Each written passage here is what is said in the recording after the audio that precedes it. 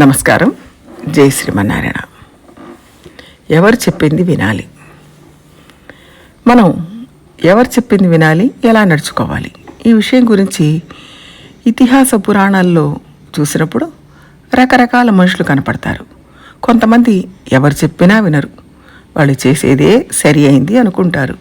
ఇంకొక వర్గం ఎవరు చెప్పినా వింటారు, ఎవరేం చెప్తే అదల్లా చేస్తుంటారు. ఇద్దరి వల్ల జరిగే మేలు ఏమీ ఉండదు, కష్టాలే వస్తాయి. ఎవరేవి చెప్పినా వింటున్నా మంచిది కాదు, ఎవరు చెప్పినా వినకపోవడం కూడా మంచిది కాదు.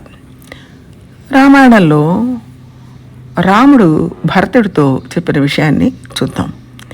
కైకేయి సుమంతుడు చెప్పింది, దశరథుడు చెప్పింది, వశిష్ఠుడు చెప్పింది వినలేదు. తాను ఒక నిర్ణయాన్ని తీసుకుంది. మందర చెప్పింది వినది, దాంతో తాను ఒక నిర్ణయానికి వచ్చింది. అందుకని రాముడు అడవికి వెళ్ళాలి అని పట్టుబట్టింది. ఆమెకి సలహాలు ఇచ్చిన అందరూ శాస్త్రం చెప్పింది విను, ధర్మానికి వ్యతిరేకంగా నడుచుకోకు అని చెప్పారు. ధర్మం చెప్పింది వినలేదు, శాస్త్రం చెప్పింది వినలేదు, వాటిని తెలిసిన వాళ్ళు చెప్పింది కూడా కైక వినలేదు.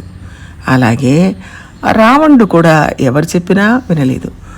మారీచుడు చెప్పాడు, మండోదరి చెప్పింది, అంగదుడు చెప్పాడు, ఆయన దగ్గర వాళ్ళందరూ చెప్పారు, ఎవరు చెప్పినా వినలేదు. అంగదుడి కంటే ముందు శూర్పణఖ చెప్పగానే విని ఆమె ప్రేరేపించిన కోరిక ప్రకారం అన్నీ చేశాడు.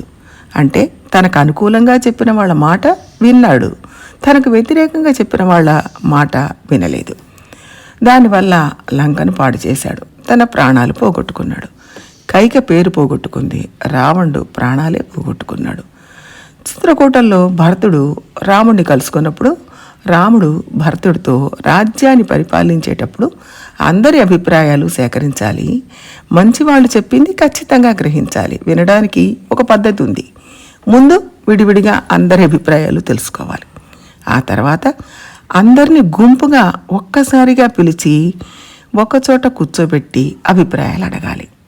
విడిగా ఉన్నప్పుడు చెప్పిందే గుంపులో కూడా చెప్పారనుకోండి, వాళ్ళు నిజాయితీ పరులు అని అర్థం. విడిగా ఉన్నప్పుడు ఒకలాగా మాట్లాడి గుంపులో ఉన్నప్పుడు వేరే రకంగా మాట్లాడితే వాళ్ళ మాట ఎట్టి పరిస్థితుల్లోనూ నమ్మకూడదు అని చెప్పాడు.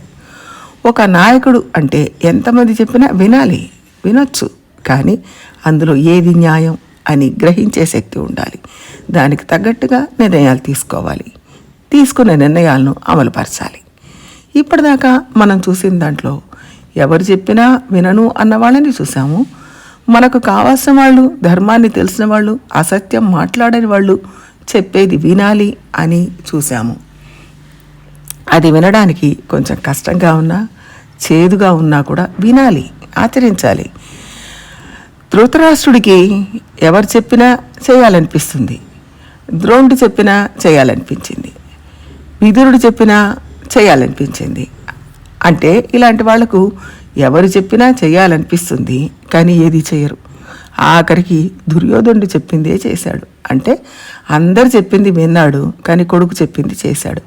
దానివలన ఒక సరైన నిర్ణయం, ఒక గట్టి నిర్ణయం తీసుకోలేక మొత్తం వంశానికే నష్టం కలిగేట్టుగా చేశాడు. కాబట్టి అలా ఉండకూడదు. రాజు అన్నప్పుడు దానికి కావాల్సిన స్వేచ్ఛ, దానికి కావాల్సిన కాఠిన్యం రెండూ ఉండాలి. అందరితో మంచిగా ఉండాలి, అందరు చెప్పింది వినాలి, కానీ ఏది సరి అయినదో గ్రహించగలగాలి. మెత్తదనం, దృఢత్వం రెండూ ఉండాలి. ధృతరాష్ట్రుడు అందరు చెప్పింది విన్నాడు, ఆఖరికి ఏది చేయలేకపోయాడు. కాబట్టి మనం అందరు చెప్పింది విని తలకాయ ఊపినా పని కాదు, ఎవరు చెప్పింది వినకపోయినా ఉపయోగం లేదు. ఎవరు చెప్పినా వినాలి, దానిలో ఉన్న మంచిని చెడును గ్రహించాలి, చర్చించుకోవాలి, ఆలోచించాలి, ఒక నిర్ణయానికి రావాలి, అప్పుడు ఆచరించాలి. ఎవరు చెప్పినా ఋషులు చెప్పింది, వేదం చెప్పింది చెప్తే వినాలి. కృష్ణుడు గీతలో చెప్పింది వినాలి. పెద్దలు, ఋషులు, వేదం, శాస్త్రం చెప్పిన విషయాల్ని చెప్పినప్పుడు ఖచ్చితంగా వినాలి, గ్రహించాలి, ఆచరించాలి. యజుర్వేద తైత్తిరీయ సంహితలో యద్భై మనురథవత్ భేషజా అని చెప్పబడింది. అంటే మనువు ఏది చెప్తే అది ఔషధం అని అర్థం. అలాగే వ్యాసుడు ఏం చెప్పాడో, మునులు ఏం చెప్పారో దాన్ని అలాగే పాటించవచ్చు. దాన్ని ప్రశ్నించాల్సిన అవసరమే లేదు. వాళ్ళు మన మేలు కోరే చెప్పారు. వాళ్ళ గురించి మనకు తెలీదు, వాళ్ళని మనం చూడలేదు. కానీ ఎప్పుడూ ఉన్నవాళ్ళు మన కోసం, మన మంచి కోసం ఎన్నో విషయాలను వదిలి వెళ్ళారు. కాబట్టి వాళ్ళ మీద నమ్మకం ఉంచుకొని వాళ్ళు చెప్పింది ఏదైనా మనం ఆచరించాలి. అలా కొంతమంది మనకు చెప్పేవాళ్ళు ఉండాలి. అలా మంచి చెప్పేవాళ్ళు లేకపోతే మనకు చుట్టూ ఉన్న వాళ్లకు కూడా నిర్ణయాలు తీసుకోవడం కష్టం అవుతుంది. అందుకని ఎవరు ఏం చెప్పినా వినడం తప్పు, ఎవరు చెప్పింది వినకపోవడం కూడా తప్పు. విని గ్రహించి ఏది మంచో చెడో తెలుసుకొని చేయాలి. అది కూడా పెద్దలు, శాస్త్రం తెలిసిన వాళ్ళు చెప్పిందే వినాలి. అందుకే తెలుగులో సుమతి శతకకారుడు వినదగునెవ్వరు చెప్పినా వినినంతనే వేగపడక వివరింపదగున్ కని కళ్ళ నిజము తెలిసిన మనుషుడైపో నీతిపరుడు మహిళో సుమతి అని చక్కగా తేట తెలుగులో పద్యాన్ని అందించారు.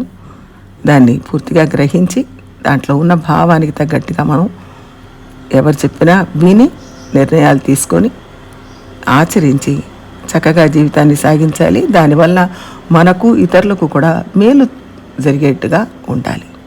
ప్రయత్నిద్దాం. జై శ్రీమన్నారాయణ.